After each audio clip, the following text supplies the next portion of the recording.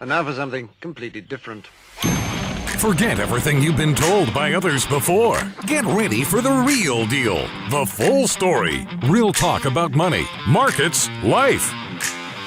Now, it's The Real Investment Show with Lance Roberts, presented by RIA Advisors.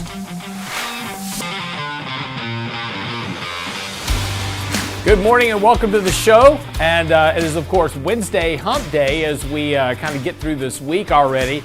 I just wanted to say thank you very much. Yesterday, I just had a ton of Twitter messages and emails concerned about why we weren't doing a show yesterday. And, so really appreciate the outpouring. I'm happy you missed the show yesterday. So we're glad to be back today. Brent had jury duty yesterday. So he wore, basically he got out of it, wore his MAGA hat down to the Houston County Courthouse. That'll pretty much get you out of anything. If you don't understand Houston, all of our judges are very Democratic. I don't think we have any conservative Republican judges. So want to get out of jury duty? Wear a MAGA hat. Get you out every time. So anyway, so we're back today. Brent got out of jury duty. So here we are. Got a few things to catch up on. Of course, yesterday markets did, kind of struggled a bit yesterday. It sold off a little bit. Didn't really make a big change. So Monday we had that fairly big decline. Yesterday markets kind of struggled, flatline-ish most of the day. Did end a little bit negative from where it opened. We are below the 50-day moving average, and we'll talk about that some more here in a second. So again, we're in this correctional process, right? So we'll talk about, kind of what's driving it right now and what's, where there's more to go from here. But a couple of other things that are going on. Of course, yesterday, Jerome Powell making comments and the market's trying to digest this, that, hey, they're going to cut rates, but it just may be a while before they get there, because inflation's proving to be a little bit stickier. And this really has everything to do with commodity prices across the board. So if you take a look, and I thought I had a chart here of it, but if you take a look at the CRB Index, there's a very, very high correlation between CRB Index and inflation. Duh, right? It's commodities. So if, have commodities are rising right now, we're having a big push into commodities. And that's okay, right? It's been a great trade. Commodities very overbought here, but that's what's causing this kind of inflation push in the market, is because of the price of commodities going up. And of course, we're seeing this reflected in the price of fast food and other things. The overall deflationary trend, though, of economics are still in place. And we're going to continue to see disinflationary pressure from the economic dynamics later in the year. And again, I've got an article coming out on Friday talking about the National Federation of Independent Business. That is 50% of employment in the country, and ain't nothing good, as they say, in that survey that just came out recently. So again, the broader disinflationary pressures on the economy are there. We're having a short-term push into commodity prices, and that's being driven by speculators. So we've got, as commodity prices go up, we get a lot of speculation in commodity prices, so people chase commodity prices. And we're seeing the same thing in oil prices, of course, as we continue to see crude oil prices. Whoops, here we go. Crude oil prices have been kind of gradually creeping up here. We are back on a sell signal, though, on oil prices, suggesting we may see a bit of cooling pressure in oil prices in the coming months, particularly as we start to move into summer. So again, we've had, we're on a sell signal and that. So, we're, those short-term blips, and again, this is the rise in oil prices now reflected in commodity prices. By the way, if you want to know where commodity prices are headed, pay attention to oil. There's a very, very high correlation, like 90%, between West Texas Intermediate crude and the CRB Index. So if you want to know where CRB is headed, pay attention to oil prices. That tells you everything you need to know. But as we start to see these commodity prices come down, that'll get reflected in interest rates. Interest rates are directly correlated to the CRB Index. So all this is tied together. It's just a function of economic dynamics in the short term as well as in the long term. So again, as the Fed is saying right now, is like, hey, look, inflation's being a little bit stickier than we expected because of commodity prices. And so that may delay interest rates cuts later this year. Now, Goldman Sachs still expects a rate cut by July. I don't think that's going to be the case. I don't think we're going to see rate cuts maybe until September, if not later, maybe in November, in the November meeting. I don't know for sure. But this, with interest rates and inflation and commodity prices where they are, it's going to take a little bit of time for that to get reflected back into the kind of the economic data for the Fed, because there's about a 3-month lag between energy prices and where it shows up in terms of gasoline prices, et cetera, and what shows up in CPI. So again, what we're seeing in CPI right now is this increase in oil prices that began about 3 months ago.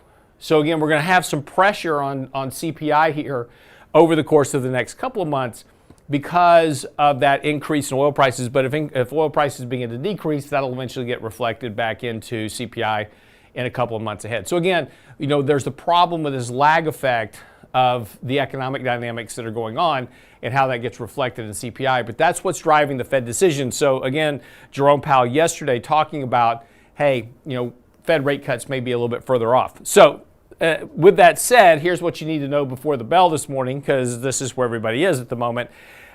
We broke the 50-day moving average. So now, certainly says we're in the process of a correction. We're on a very clear MACD sell signal, so very defined sell signal. Markets are declining here. We are oversold here, so I would expect a bounce. Futures are up today, this morning. We saw that the other day and then they failed. But again, we are oversold enough now for at least a bit of a counter trend rally. That should take you back to the 50-day moving average. That is where, at the 50-day, lighten up some positions if you need to, do a little bit of rebalancing in your portfolio if you need to. Again, doesn't necessarily mean that you need to just cut weight in general. There's a lot of stocks, for example, that have had fairly big declines as of late.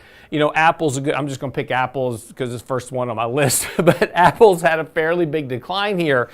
It's getting pretty oversold at the moment, sitting on support. So again, pick where you cut, kind of important, critically as you make those decisions. Just don't kind of sell across the board. And again, I'm not making a recommendation here, but you may want to sell something that has had a huge run, is extremely extended and overbought. And then maybe you look for a stock that is oversold a bit and sitting on support and has already had a correction, a decent correction of 10% or so in the market. So again, and again, not recommending Apple, but I'm just saying, that's, kind of look for that in your portfolio and do some rotational rebalancing in your portfolio, because it's not every stock is going to go down equally with the market. So as the market corrects, you're going to see other stocks that are rising. And so you're looking for kind of that rotation in the markets. Look for opportunities to rebalance risk in your portfolio. So it doesn't necessarily mean when we talk about the market in general and start talking about a correctional process that may take us down to the 100-day moving average around 4,900 on the S&P. So that's about a decent 5, 6, 7, 8% correction here from where we are now. That gives you an opportunity to kind of rebalance risk. So again, it's not just a blanket sell everything, but look for opportunities in your portfolio to rebalance risk. And again, maybe pick up an opportunity in something that's already been heavily sold off. Because that's the whole point of investing, is trying to find discounts where you can find them. And again, just kind of be selective about when and how you sell. So again, that's what you need to know before the bell this morning. We'll get more into this. I want to talk a little bit about my article that was out yesterday. Danny's here this morning as well. We got some other topics to get into, so hang around. More of the Real Investment Show. It's coming right up.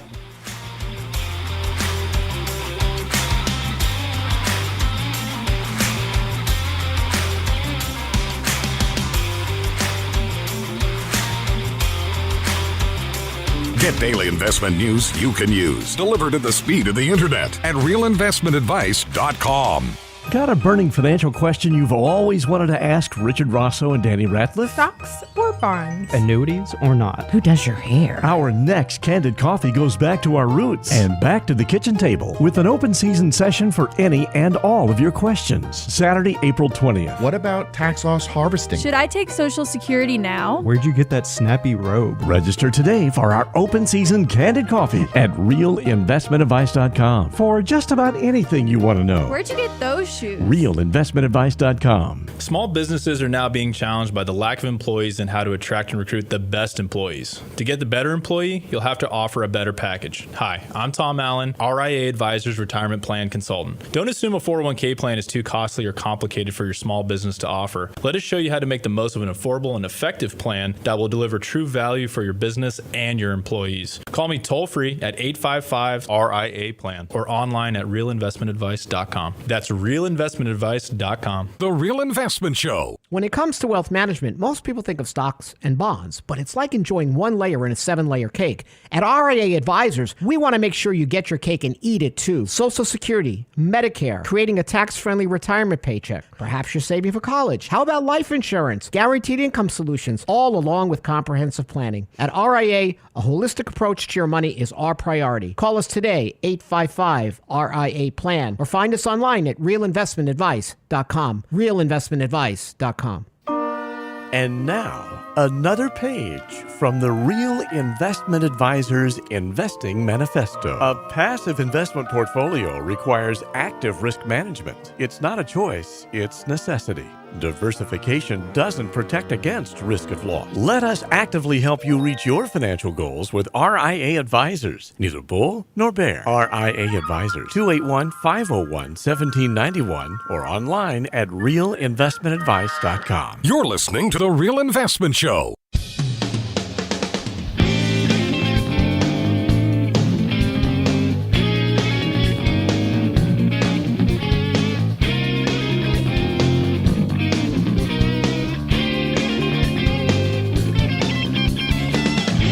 And welcome to the show this morning. Danny Radcliffe joining me as well, and got a lot of stuff to kind of catch up on since Brent decided to take vacation yesterday. Went to sun himself down by the county courthouse. Yeah. You know, he says he has jury. Now here's the thing, Danny, right? He said he had jury duty, right? Mm-hmm. All we know is he was at the courthouse. Oh, yeah. that is true. That's all I'm here's saying. his summons? No, so yeah. This is actually, I don't think it's actually a summons. Yep, no, not a summons. It's a work release program for him, so he gets out of jail on weekends to go. It says work release right there at the top of it. So That's great. picking up trash on the side of the highways, that's what we're doing. You and your little Mazda Miata zooming around, you got a speeding ticket, Can't didn't you? get much. Exactly. Exactly. Anyway, glad he's out. Whatever he did, he's on probation now, so he's here. So a couple of things.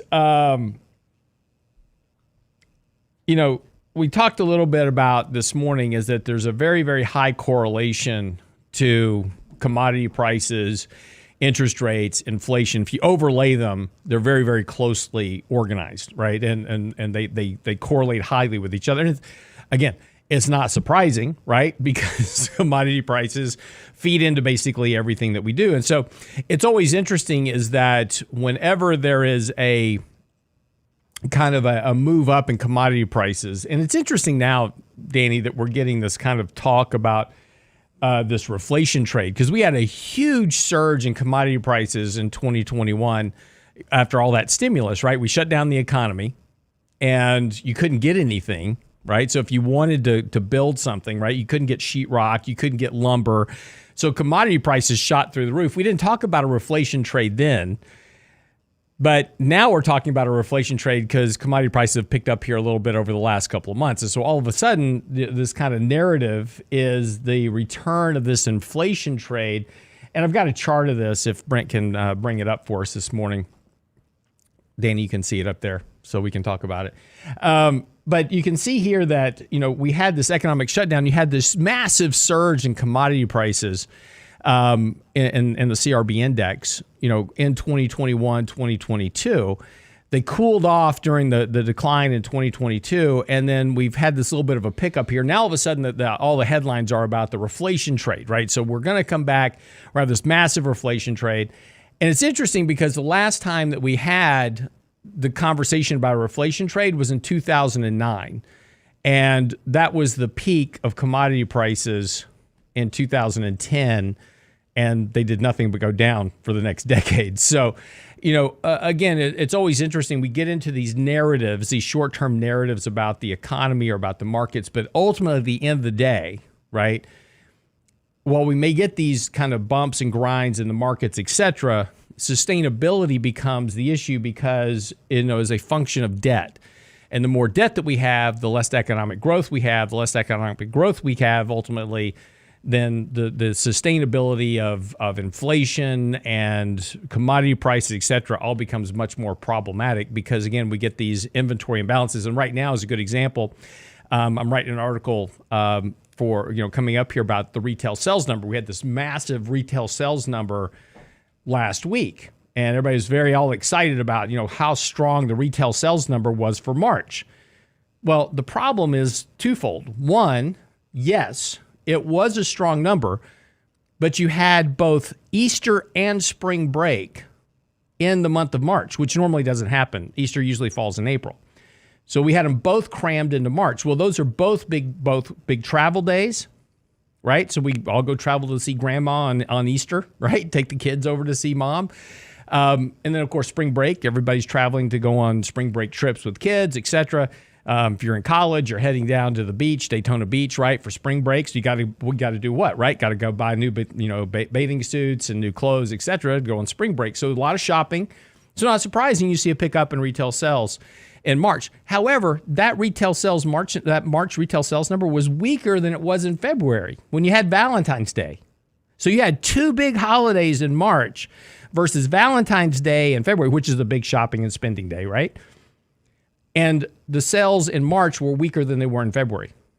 So again, these are the things that you got to look past the headlines and look at the data. And of course, that was nominal data too. If we put in inflation, it's an entirely different number. But the point is, you have to look past all these kind of media-driven narratives and look past, kind of these short-term blips in market dynamics to understand what the long-term impact is going to be on your money and the markets, the economy, et cetera. So again, I just think it's very interesting because we're seeing, this kind of, big push by Wall Street to push this reflation narrative at a time where we've already reflated, and that steam, or rather of that reflation, is beginning to run out. Because one more chart here, Brent. This is, if we take a look at monetary supply, right? We had this massive surge in monetary supply as a percentage of GDP in 2020 and 2021. That was the checks to households, the Inflation Reduction Act, the CHIPS Act, all that. That's all coming out, and that's still coming out. And as that comes out, GDP is declining. And so if we continue to kind of pace this out, and again, it's fine. Your chart side worked perfectly. GDP will continue to slow heading into next year. And so just the trend of economic activity that we are currently on will put GDP back towards its long-term trend growth of about 2.25%. And so that's where we're going to wind up. And that's inevitable because it's a function of monetary supply and the contraction of that. And this is one of the reasons, and this is what the Fed knows.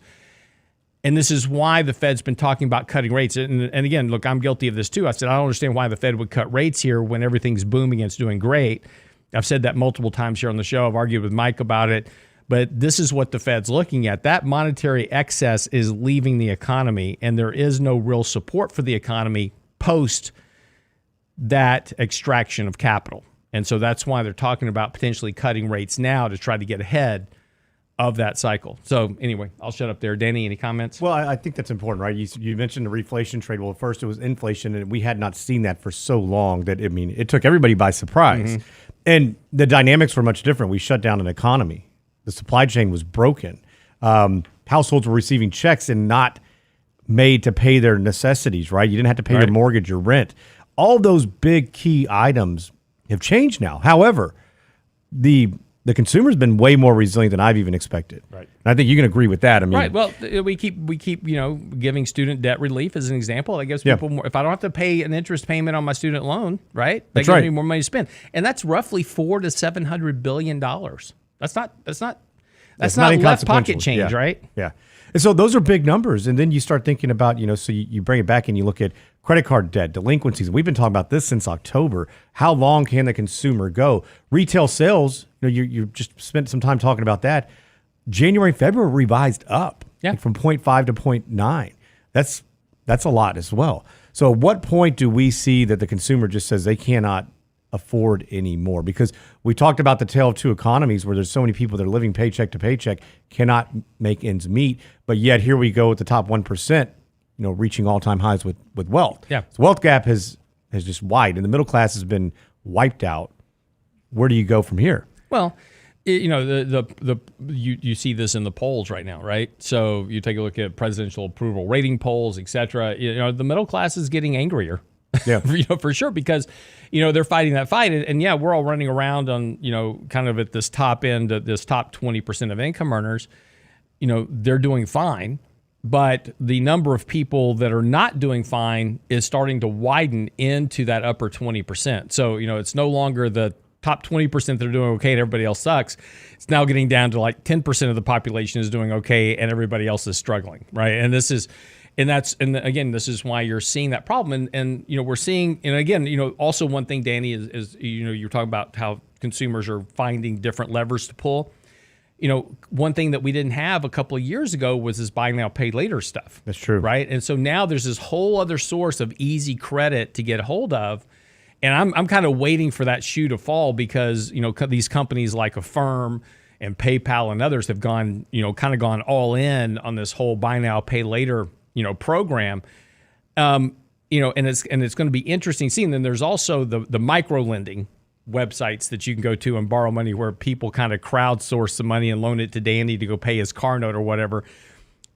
There's going to come a point to where that default rate, and this is also interesting because the Fed is now starting to try to get this data because this is data they don't really have.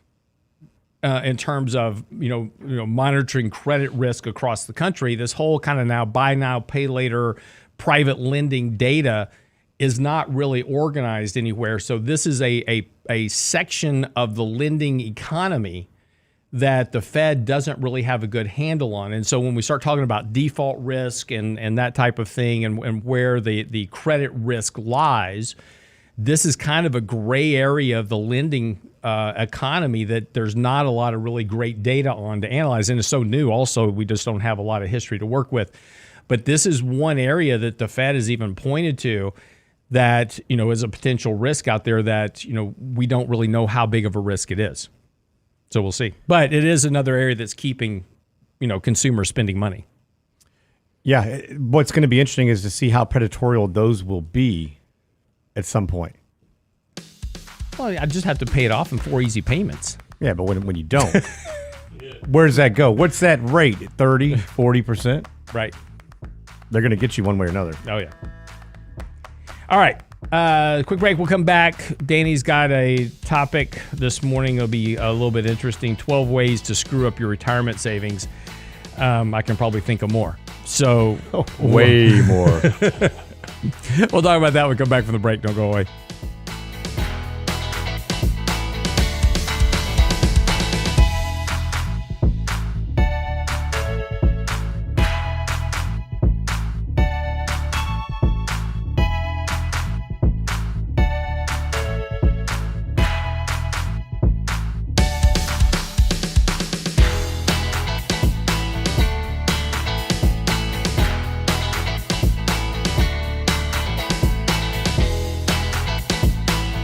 Investment Advice blog. It's required reading for the informed investor. Catch it today at realinvestmentadvice.com. Got a burning financial question you've always wanted to ask Richard Rosso and Danny Ratliff? Stocks or bonds? Annuities or not? Who does your hair? Our next Candid Coffee goes back to our roots and back to the kitchen table with an open season session for any and all of your questions. Saturday, April 20th. What about tax loss harvesting? Should I take Social Security now? Where'd you get that snappy robe? Register today for our open season Candid Coffee at realinvestmentadvice.com for just about anything you want to know. Where'd you get those shoes? realinvestmentadvice.com. Hi, Lance Roberts here. If you're like most people, your 401k plan represents the bulk of your retirement assets, and unfortunately for many, managing your 401k plan can be difficult. There's so many choices, so many things to consider. With just a quick email, a couple of questions, you can put RIA advisors to work for you managing your 401k plan. Just simply click Ask a Question at realinvestmentadvice.com or give us a call at 855-RIA-PLAN. That's realinvestmentadvice.com. The Real Investment Show. And now, another page from the Real Investment Advisors Investing Manifesto. Manage risk and volatility rather than trying to manage gains. You don't have to be right all the time. Long-term investing success is a 70% gain. Let us help you reach your financial goals with RIA Advisors. Neither bull nor bear. RIA Advisors, 281-501-1791 or online at realinvestmentadvice.com. Can't catch the whole show now? Listen to our podcast later at realinvestmentadvice.com. You've heard about this quiet quitting where, I'm just not being paid enough to do my job, so I'm just going to not really do my job. They now have a thing called the Bare Minimum Monday. The Real Investment Show podcast. Basically just doing the bare minimum on Mondays just to get your paycheck and go home. Ultimately, the people who run the business go, well, if you're going to do the bare minimum, I'm going to do the bare minimum and not need you anymore. At realinvestmentadvice.com. At some point, somebody's got to work. That's kind of the way it works. When it comes to wealth management, most people think of stocks and bonds, but it's like enjoying one layer in a 7-layer cake.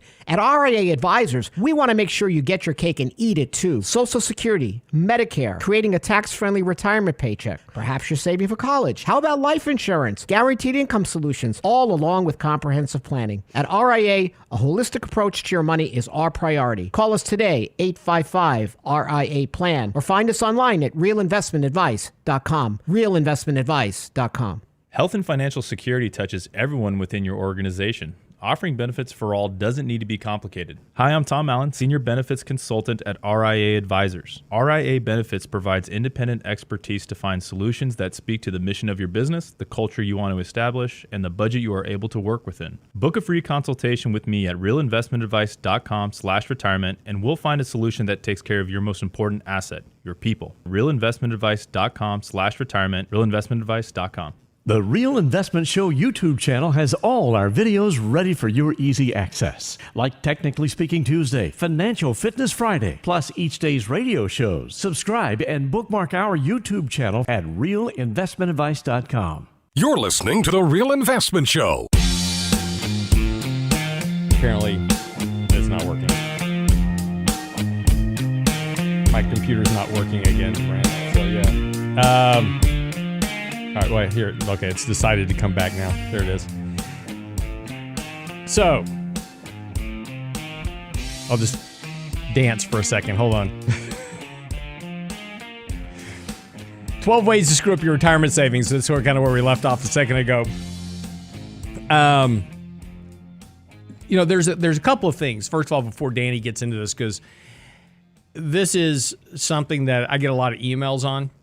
And look, if you are between the ages of 20 and 35, you've got $100,000 saved up right now, whatever, less, right?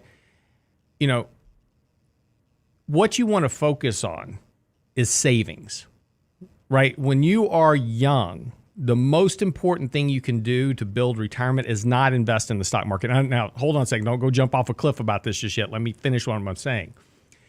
But investing in the stock market is not the way to build wealth. Saving money is the way you build wealth. Investing is about how to keep those savings adjusted for the rate of inflation over a very long period of time. That doesn't mean from 1 month to the next or 1 year to the next. We're talking about adjusting it for inflation over a very long period of time.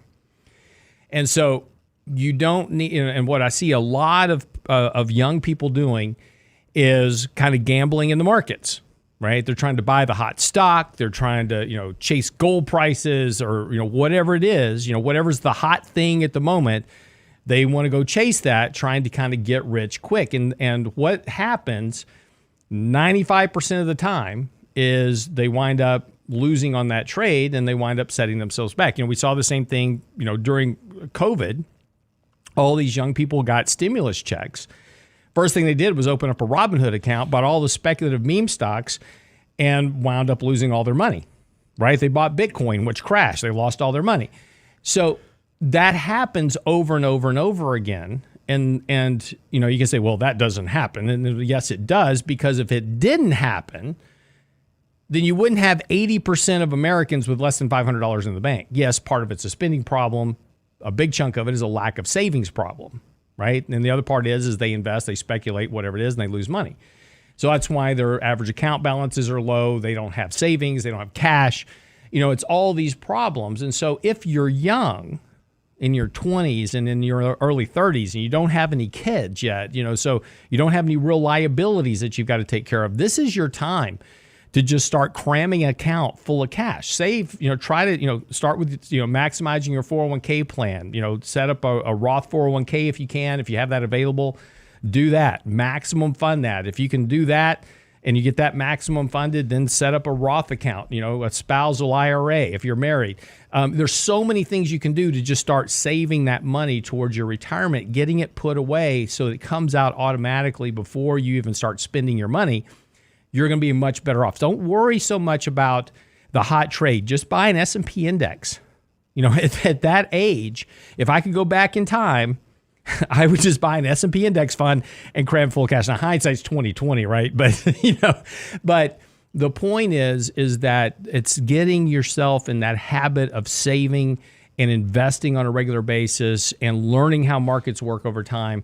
Speculating never works out well. Okay, so having said my little piece here on building retirement. You just covered all 12. Okay. Congrats. All right, next topic. No, I'm kidding. Yeah. But no, that's really good points. And, you know, Lance, the thing is, we don't see it just with young people in the sense of, you know, putting funds aside and trying to figure out, like, what do you do, right? Being speculative. We see that with people who maybe didn't do the job early enough. And so what we see a lot of times is that we fail to save when we're younger.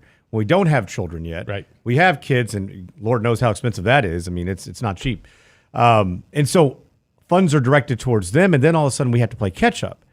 But the problem I see as well is that we then begin to say, okay, I need to be super aggressive to take advantage of this. And, you know, everybody's heard the term HODL, right? Hold on for dear life. Right. And that's what, you know, I keep hearing all these financial gurus say, well, just HODL, don't worry about it. It's going to be okay. Well, that's great until you can't, because this is your life. And I've seen this. We've done this for, you know, Lance has done this almost 40 years. I've done this over 20. That is great until something hits the fan. And then you're like, what am I going to do here? Because this is your livelihood. This is your security and retirement. You're doing this for your whole family. You've got a lot of responsibility. And at that point, you're just thinking, I've got to stop the bleeding. Yep. And so what do people inevitably do? They sell at that point. And so we've got to, if you're going to be speculative, number one, you can't do that with everything. Number two, you need to have some type of exit strategy. That if this goes bad, what can I put a guardrail on here to protect myself? And along the way, how do you take profits? Because that's the biggest thing we see that just doesn't happen. And so that's a problem, right? Not even bothering to save is number one on this list. But when we don't bother to save, what we do right after that, when we do begin, is another, it becomes problematic. Yep. So many people think, hey, I'm never going to retire. And that's foolish. We're all going to retire at some point, except for Lance. I had a glimmer of hope there for just a moment. Well, I had to give you just a second or so, you know. But, you know, most people, there are people out there that say, well, I'm just not going to say, I'm never going to be able to retire. Life's too expensive. I got too much going on. Or I enjoy working, but then inevitably something happens. We find that people think they're going to retire at 65. Average is like 62, 63. That changes a little bit. But the people retiring, it's not always because they want to. It's because they have to, right? A loved one's sick. They're taking care of a loved one. That's not cheap either. Right. You're sick. You have an illness. Or maybe, you know, economy, right? Companies downsizing. Which we're starting to see a little bit of that now. Yeah, we're seeing a lot of companies starting to kind of force early retirement, especially if they're on pension programs, et cetera, starting to kind of push that elderly crowd out the door. So yeah, and so that's where I don't think that we can go and just say, we're never going to retire, right? I love what I do. I anticipate to work for a very long period of time. But realistically, I know I'm going to retire someday. No. Yeah. You have to take over for me at some point. So, underestimating your needs. Lance is clearly doing that right now. but underestimation I think is a big deal as well. Here's a big part I see too, Lance. How many people have you visited with? And Lance is receiving emails every day about just general retirement. Right. What's going on? What should I do? Here's my situation. And so we get a lot of this. And so many people, I think, underestimate what they actually need. And the problem with this is that we don't ever actually do a financial plan, meaning that we don't understand what our budget is. We don't understand where we are. And how many times do you see somebody says, well, all right, I'm 65. I'm retiring today. What do we do? Or I'm going to retire next year. Let's start working on a financial plan. But they contacted you 5, 6, 10 years ago. Right. And they're like, no, not ready for a plan yet. Yeah. I'll wait till I'm right at retirement. Yeah. And the problem with that is that you've had no flexibility or guidance on where to put funds, what to do. It's interesting. RMD age, required minimum distribution, has changed to 73 this year.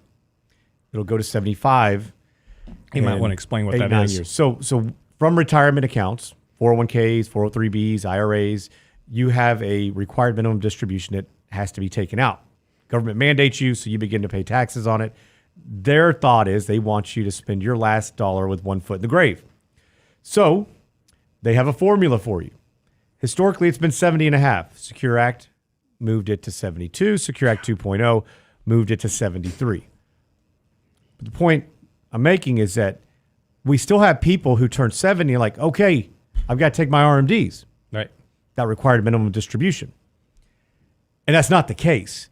But as life happens, legislation changes, things occur, having somebody that can give you some guidance and say, okay, here's how we need to do this now is helpful. Because it could be in this case that somebody could have gone and said, all right, well, I'm going to start taking funds out. Now, granted, I think they would have caught this and figured it out. But there may be things you can do along the way to put funds in other places. We talk about the hierarchy of savings. So whether you are 30, 40, 50, 60, 70, there is always a place that funds need to go. And understanding and giving yourself flexibility in retirement is going to be crucial, especially in this environment. We talk about the debt. Lance talked about that, ad nauseum every day probably. And questions we get about the deficit are huge. So where do you think taxes are going to go? Are they going to go up? Are they going to go down? Should we stick to the old school mentality of everything goes in a traditional 401k and a traditional IRA? No. We need to start thinking about what happens later. Where are the taxes that are going to get us at some point? And that is a big part of planning that I think that people fail because they say, I'm just going to wait. And you've heard me, if you've listened to the show for any point of time, you've probably heard me talk about people when they get to retirement and they've done well, but the majority of their savings, and I'm talking about majority of all of their savings, is in a retirement plan. And it may be several $1 million. But they say, hey, bucket list time. We're checking these things off. Well, they go to do so, and next thing you know, they're like, whoa, why did my Medicare premiums go up? Or I thought I was going to retire in a much lower tax bracket. And now they're paying a whole lot more out of pocket than they could have been had they saved a little bit more deliberately. And that's what I want people to take from this is that find how you can save in not just one area, but that gives you some flexibility that if things happen, hedge your bets.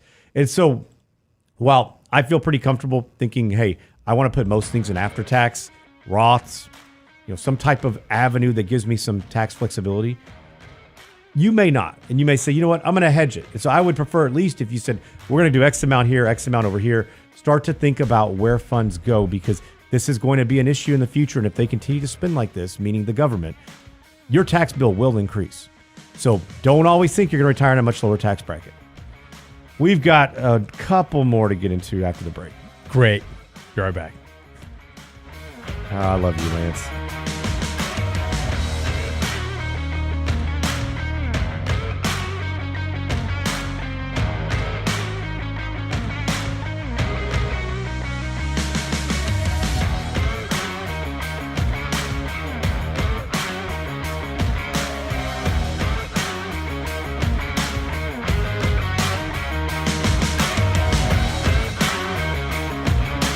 Get daily investment news you can use, delivered at the speed of the internet at realinvestmentadvice.com. Got a burning financial question you've always wanted to ask Richard Rosso and Danny Ratliff? Stocks or bonds? Annuities or not? Who does your hair? Our next Candid Coffee goes back to our roots and back to the kitchen table with an open season session for any and all of your questions. Saturday, April 20th. What about tax loss harvesting? Should I take Social Security now? Where'd you get that snappy robe? Register today for our open season Candid Coffee at realinvestmentadvice.com for just about anything you want to know. Where'd you get those shoes? realinvestmentadvice.com. When it comes to wealth management, most people think of stocks and bonds, but it's like enjoying one layer in a 7-layer cake. At RIA Advisors, we want to make sure you get your cake and eat it too. Social Security, Medicare, creating a tax-friendly retirement paycheck. Perhaps you're saving for college. How about life insurance, guaranteed income solutions, all along with comprehensive planning? At RIA, a holistic approach to your money is our priority. Call us today, 855-RIA-PLAN, or find us online at realinvestmentadvice.com. realinvestmentadvice.com.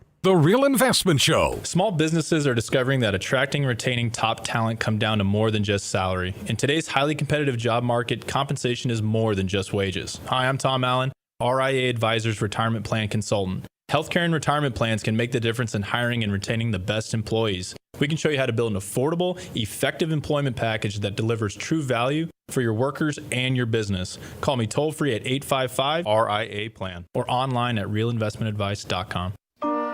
And now, another page from the Real Investment Advisors Investing Manifesto. Bulls win in bull markets. Bears win in bear markets. Eagles soar above and take advantage of opportunity. Let us help you soar as you reach your financial goals with RIA Advisors. Neither bull nor bear. RIA Advisors, 281-501-1791 or online at realinvestmentadvice.com. You're listening to The Real Investment Show.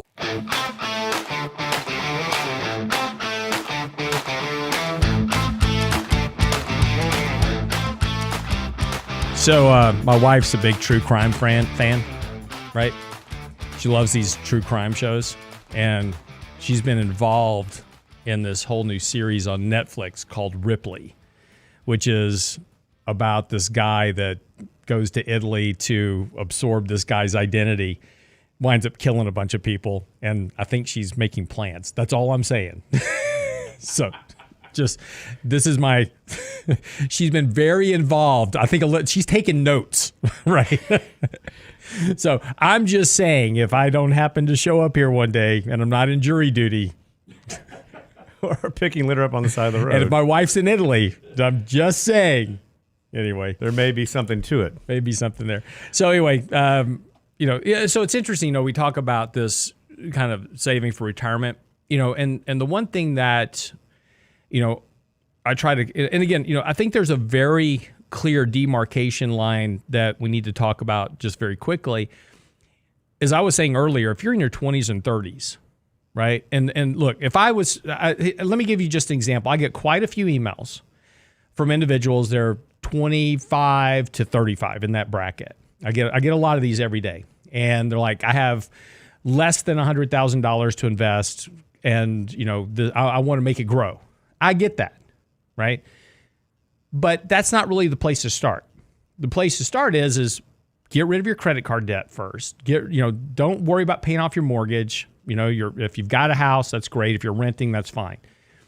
But pay off your credit card debt and then never use credit cards again. The whole idea that you have to have a credit card to have a credit score is complete hogwash, right? That was invented by the banks to make sure that you took out a credit card. So don't worry about it. Just pay off your credit card and pay your bills. Focus on that. Create cash flow so you can start saving, because you want to save about 30% of your income into your retirement plan, your 401k, your spousal IRA, and then your after-tax investment account, right? Save up your emergency fund. You got to have 6 months of an emergency fund in case you lose your job, which is going to happen, right? So you want to be prepared for that. So those are the basic things you need to do. Now, if you're, post 45, 50, and you're trying to save for retirement now, and look, you've had kids. I get it, right? I mean, we've all been through this. You know, you get married, you've got kids, you got to send them to school, you got to feed them, you got to clothe them. I mean, they're just a bunch of moochers for like 18 years. And that's now that's spreading out to like 20, 25. They just won't leave the house. But look, I get that, right? So for years, you've been having to pay the mortgage and pay insurance and all this and take care of kids and raise them. I've been through that. Danny's going through it now. God love him. He's still got a little bit of hair left. Barely. Yeah. But that's what happens. And so for a lot of us, the average American doesn't really start saving for retirement until they're about 45. And so that gives you roughly about 20 years to theoretical retirement, 65, right? Gives you about 20 years to, save for retirement. So you've got to really start to hustle. So you've got to really start focusing on your savings, really start focusing on your investing, making sure that you're growing the money without taking on a lot of risk, chasing markets, that type of thing. And so, this becomes a real discipline once you turn 45. And back to your point, Danny, this is, when you're 45, that's really when you need that financial plan. You need that kind of roadmap that says, over the next 20 years, I've got to do this. I have to save this much money every year, and I've got to invest it safely and grow it at 3 or 4% every year to get to my goal. And the problem is we try to do it without that kind of roadmap. We're just kind of guessing. We're like, we see these articles on CNBC. It's like, oh, if you've got the average person thinks they need 1.4 million to retire. Well, okay, first, how are you going to get to 1.4 million? And second, is that going to be enough depending on what state you live in? I mean, if you live in California, 1.4 million doesn't go very far, right? You live in Texas, it goes a little bit further. But you get the point. But I think, so I think there's a demarcation that you also have to address when talk about, retirement mistakes, because it really does matter at what stage of your life you're in. Well, I think that, number one, 30% savings, 30% at any age is really difficult for most people. It is hard. And especially with the inflation that we've seen with the entry to a home. I mean, we still talk to a lot of people that want to get into a home. And I think that makes things difficult as well. A lot of people who can go out and do these things, you've got to make sure that you're just checking all the boxes. And I think really, what we're trying to do is provide a lot of information here that can kind of give you some pointers in the right direction. Like, somebody who's younger, a lot of times we see that, okay, you first started having children, you didn't take advantage of life insurance through work, meaning like you didn't take advantage of the stuff they give you for free. Right. Or it's very, very cheap and it's portable, something you can take it with you. Disability insurance. What happens? You're married, something happens to you or your spouse. You may be in a job where that doesn't matter. You may be in one where that is crucial. Talked to somebody yesterday, like, thank God I had long-term disability, had an accident, something happened, and needed that to bridge the gap until I could work. So all those little things, the low-hanging fruit, I think is what's extremely important. Don't take that for granted. Now, a lot of people we see, they don't fully fund their retirement, or they don't understand how their retirement matching actually works. And so they don't do it correctly from a contribution perspective. And even people that max it out may max it out too early based on, how those matching contributions are made and may still be leaving money on the table. So one thing that we would always advise is make sure you understand how those matching contributions work, put those funds aside, and then when you're saving, this is the easiest one. This is probably what most people heard. If you're somewhat financially savvy, pay yourself first. Always put funds aside, right? Putting your funds aside little by little is crucial. And that way it becomes a habit. And if you get a pay raise, increase it a little bit. That's the big problem we see, Lance, is that somebody, you get a pay raise, somebody starts spending money really quickly. But Lance, what do you think about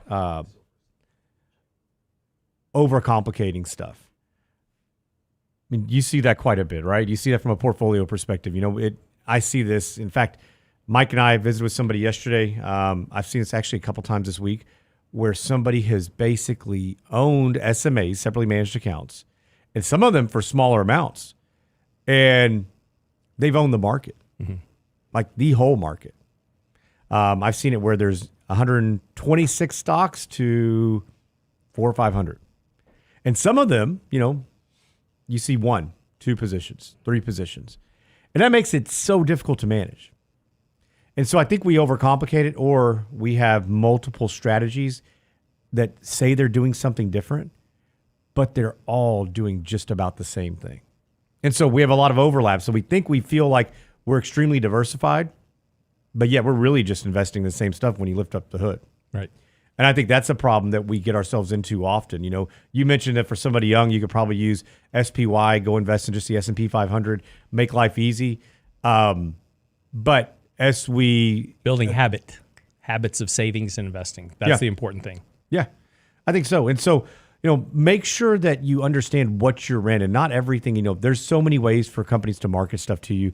Be cognizant of that. Be mindful of, okay, how do you do this? And everybody's going to be a little bit different. I tell people when we get people to call in and say, hey, we take a look at our portfolio.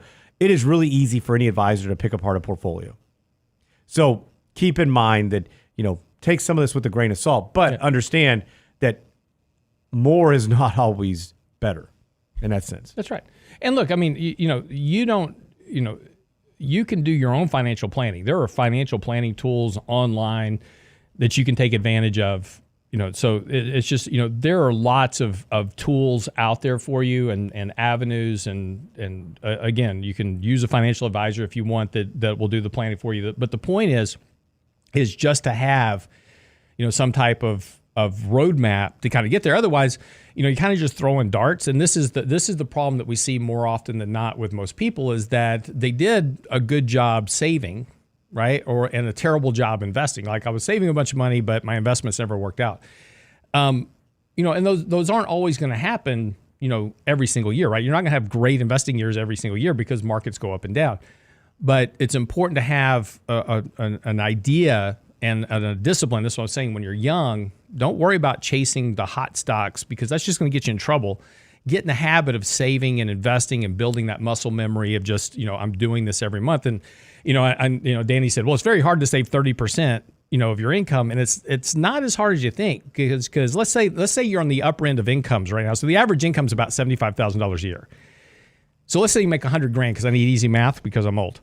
But Danny, how much can I save in my 401k plan if I'm 30 years old? I make $100,000 a year. What's my maximum amount I can contribute to a 401k plan? Well, hold on. No, just answer my question first. So you're going to go with this. Let me tell you, you're saying the average person is making. No. I said the average person makes about $65,000 to $75,000 a year. That's average salaries, average incomes, right? But I need easy math, so let's do $100,000.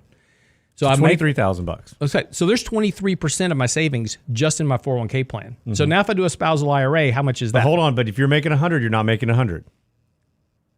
No, this is pre-tax contribution. Okay, right? Well, we don't want you to do pre-tax. I follow the math. Okay.